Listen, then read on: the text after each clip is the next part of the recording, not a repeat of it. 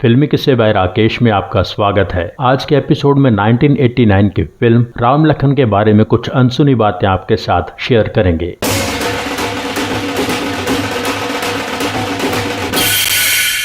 राम लखन की बात शुरू करने से पहले आपको उस फिल्म के बारे में बता देते हैं जिसके कंप्लीट ना होने की वजह से राम लखन जल्दी शुरू हो गई थी। 1986 में सुभाष घई की फिल्म आई थी कर्मा, जिसकी सफलता के बारे में आप सब जानते हैं। इसके बाद सुभाष घई दो फिल्मों पर काम करना चाहते थे। एक का नाम था देवा, एक का नाम था राम लखन। देवा फिल्म के लिए सुभाष घई के जॉइंट प्रोड्यूसर थे हबीब नडियाडवाला। फिल्म की स्टार कास्ट थी अमिताभ बच्चन, राजकुमार, मीनाक्षी शेषाद्री, शम्मी कपूर, इला अरुण। ये एक एक्शन इमोशनल ड्रामा फिल्म थी। इसमें अमिताभ बच्चन एक डाकू का रोल निभा रहे थे। 24 जनवरी 1987 इसका मुहूर्त हुआ था। मुहूर्त क्लैप दिया था दिलीप कुमार ने। फिल्म की शूटिंग शुरू हो गई और करीब 10 दिन तक सब कुछ ठीक ठाक रहा। किशोर कुमार का गाया एक गाना शम्मी कपूर और अमिताभ शूट किया गया। एक दिन शूटिंग के दौरान जब ब्रेक था तो अमिताभ आगे की तैयारी के लिए स्क्रिप्ट पढ़ रहे थे। स्क्रिप्ट को लेकर अमिताभ कुछ डिस्कस करना चाहते थे, इसलिए उन्होंने अपने एक सहायक से कहा जाकर सुभाष घई को बुला लाए। सहायक ने यह बात सुभाष घई को जाकर बताई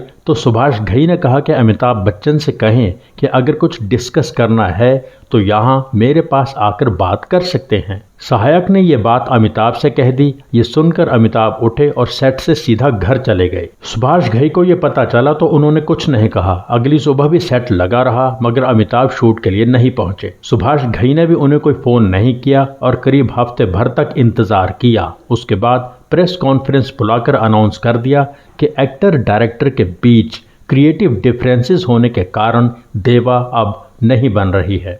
यह भी सामने आया कि सुभाष घई ने कहा था कि अमिताभ प्रोफेशनली बिहेव नहीं कर रहे थे। सेट पर देर से आते थे, कहते थे उनकी तबीयत खराब चल रही है। अमिताभ सच में बीमार चल रहे थे, यह बात सुभाष घई भी देख पा रहे थे। एक दिन हबीब नडियाडवाला ने सुभाष घई को फोन किया और वो सुभाष घई पर जोर से चिल्लाए कि अमिताभ की तबीयत ठीक नहीं है, तुम उनसे काम करवाए जा रहे हो। ये बात सुभाष घई को बुरी लगी। सुभाष घई का कहना था कि मुझे डायरेक्टली अमिताभ से बात करनी है। कभी अमिताभ के बिहाफ पर हबीब नडियाडवाला सुभाष घई से बात करते थे, कभी सुभाष घई को अमिताभ के सेक्रेटरी शीतल जैन से बात करनी पड़ती थी। सुभाष घई चाहते थे कि बातचीत ट्रांसपेरेंट हो, आमने सामने हो, तभी एक्टर और डायरेक्टर का रिश्ता बेहतर हो सकता है। सुभाष घई ने यह भी कहा कि अमिताभ ने कुछ डेट्स कैंसिल कर दी थी। वो डेट्स उन्होंने दूसरे प्रोड्यूसर्स को दे दी थी। कहा जाता है कि उसके बाद सुभाष घई मद्रास चले गए थे जहां अमिताभ शहनशाह की शूटिंग कर रहे थे और वहां जाकर अमिताभ को बताया कि मैं फिल्म बंद कर रहा हूं।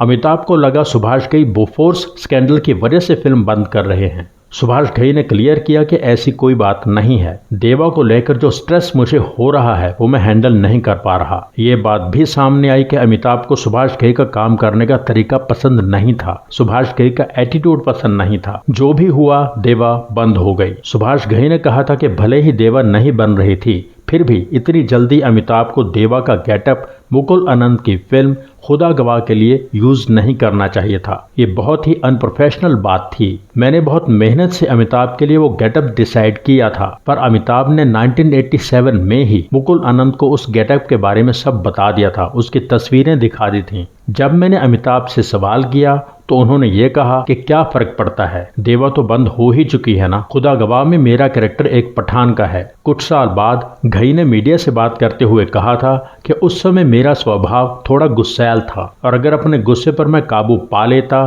तो देवा बन सकती थी। मुझे हर काम की जल्दी रहती थी, मेरे अंदर पेशेंस नहीं थी। गुजरते समय के साथ अमिताभ और सुभाष घई का रिश्ता भी नॉर्मल हो गया। उनका मिलना जुलना नॉर्मल बात हो गई पर दोनों एक दूसरे के साथ कभी काम नहीं कर पाए।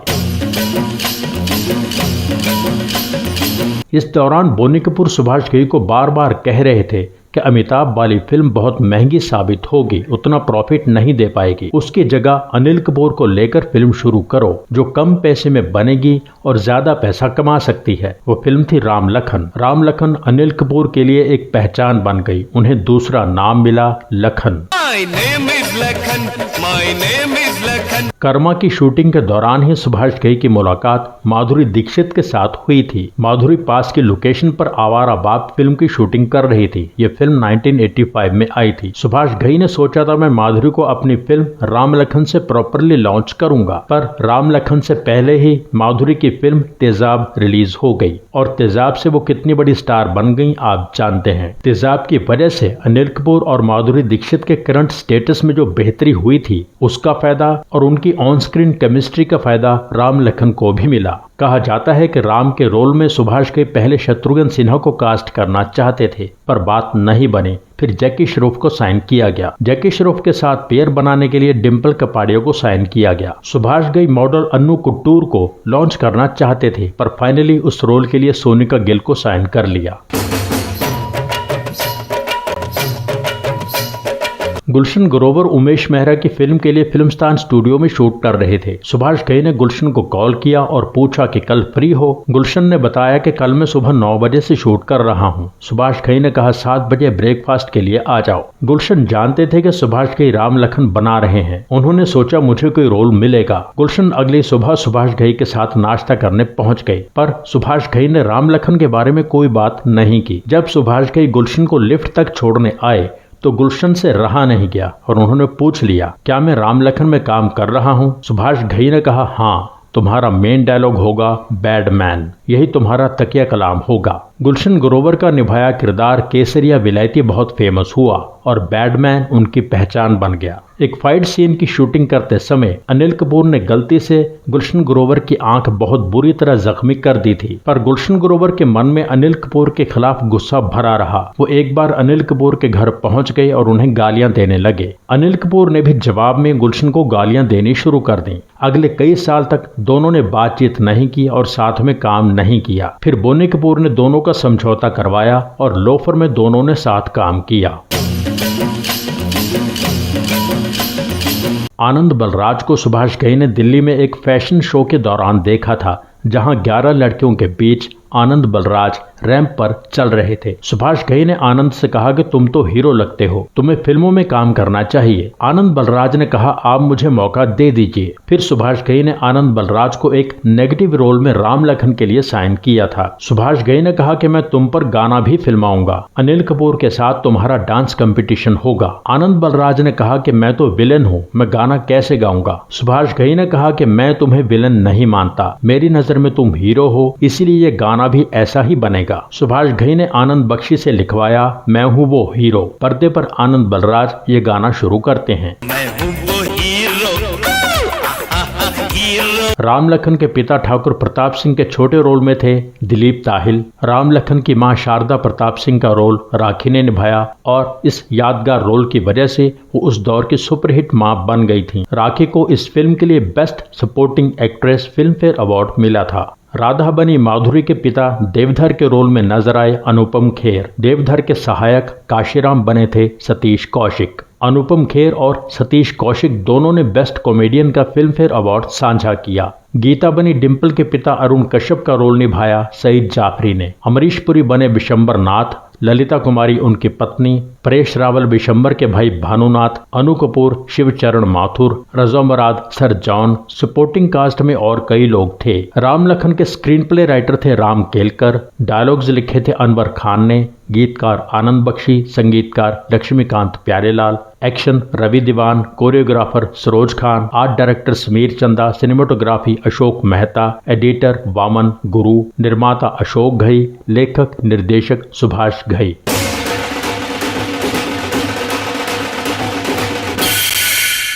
ये तो फेल हो गया, पास हो गया।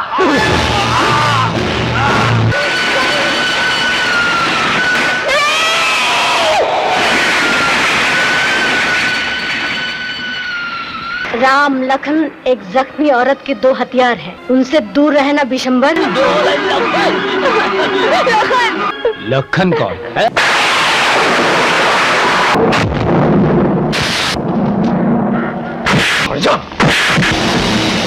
मुझ पर हाथ उठाएगा?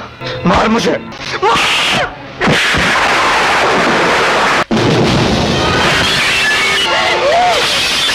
मेरी तपस्या का ये फल नहीं। हमसे मत खेलो लखन, वर्दी पहन लो। वर्दी पहन लो बेटा। पहन लो बैटमैन, पहन लो। मैंने कहा ना मैं वर्दी नहीं पहनूंगा। उस शेर का नाम है देवधर। ताली बजाओ। सेठ जी ये डायलॉग बोलने का टाइम नहीं है, एक्शन करो एक्शन। तो एक्शन नंबर 1।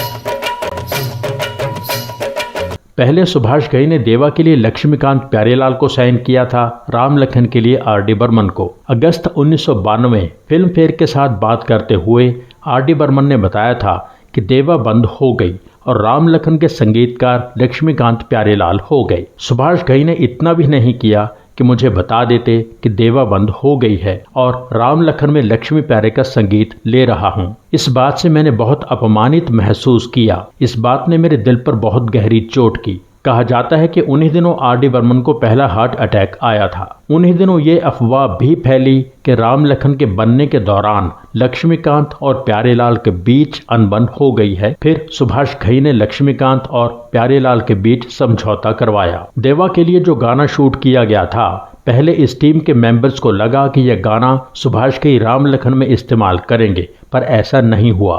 अक्टूबर 1988 में राम लखन फिल्म की ऑडियो रिलीज की गई। फिल्म के गाने इंस्टेंटली हिट हो गए थे। ये पहली हिंदी फिल्म थी जिसकी ऑडियो सीडी फॉर्मेट पर रिलीज की गई। इससे पहले सिर्फ एलपी और ऑडियो कैसेट्स पर ही ऑडियो रिलीज होती थी। सुभाष घई अपनी फिल्म के म्यूजिक पर बहुत मेहनत करते थे। हर गाने की धुन और गाने में इस्तेमाल होने वाले म्यूजिकल इंस्ट्रूमेंट्स के बारे में संगीतकार से बहुत डिस्कस करते थे। सिचुएशन के हिसाब से फिल्म का हर गाना शानदार था। गाना फिल्माने में सुभाष घई माहिर थे। उनका बड़ा कैनवस बाकी फिल्म की तरह हर गाने में भी नजर आता था। तेरा नाम लिया, जब इस गाने की शूटिंग होनी थी, सरोज खान अवेलेबल नहीं थी। सुभाष घई ने सारा गाना अपने हिसाब से ही शूट किया, खुद ही कोरियोग्राफ किया और बहुत अच्छा शूट किया।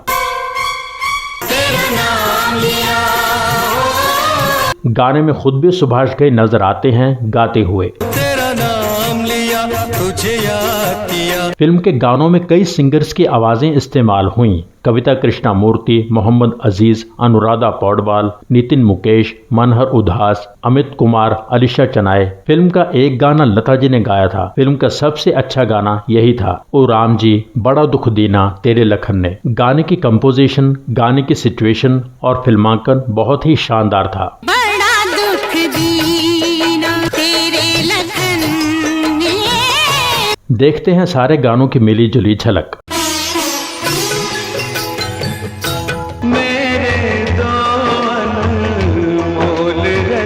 सजनों का सजन मेरा नाम है लखन। मुझे तुमसे है कितने गिले, तू मेरा मोहन मैं तेरी राधा। तुझे याद किया, तेरा नाम लिया। बड़ा दुख दीना तेरे लखन ने। एक हसीना दो दीवाने हैं। वो हीरो, मैं हूँ वो जीरो। बेवफा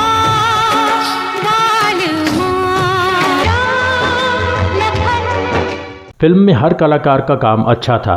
फिल्म की रिलीज डेट 27 जनवरी 1989 बताई जाती है। विकिपीडिया के अनुसार फिल्म का बजट 2 करोड़ 83 लाख के करीब था। फिल्म की नेट कलेक्शन थी 9 करोड़। फिल्म सुपरहिट थी। राम लखन 1989 की दूसरी सबसे बड़ी हिट थी। पहले नंबर पर थी मैंने प्यार किया। इसके साथ ही राम लखन के बारे में यह खास एपिसोड यहाँ पूरा होता है। एपिसोड के बारे में अपनी राय जरूर लिखें।